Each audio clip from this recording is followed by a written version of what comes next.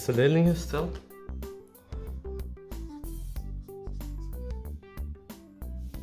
Dat hij in een park loopt. Je ziet aan de overkant een appartementsgebouw.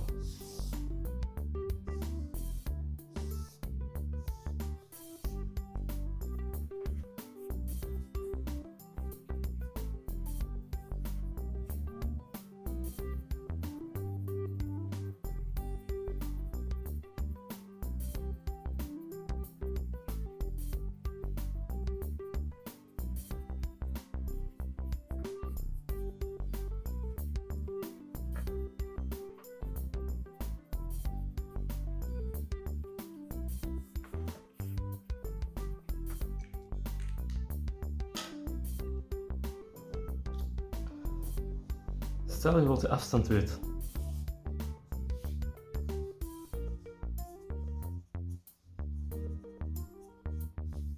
Van het gebouw.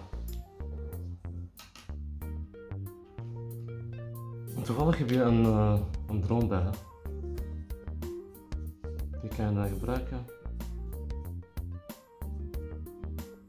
Maar natuurlijk kan je niet dicht bij het huis vliegen, hè? Zoals daar juist bij dat boom. Hè? Dus de drone kan enkel omhoog vliegen.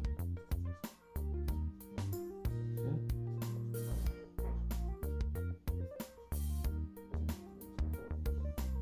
Zo. Dus als je dan goed kijkt, kan je hier een rechthoek en driehoek van maken.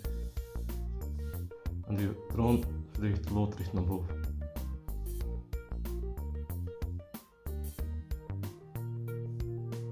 Die drone die geeft ons een hoogte. Dat ga je dus niet zien bij de screenshot. En de hoek.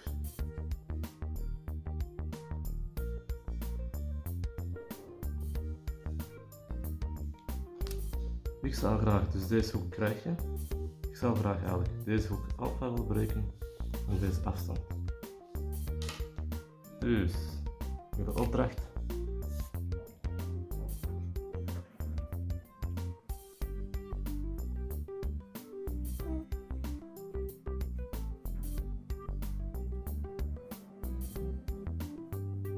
De opdracht is berekenen.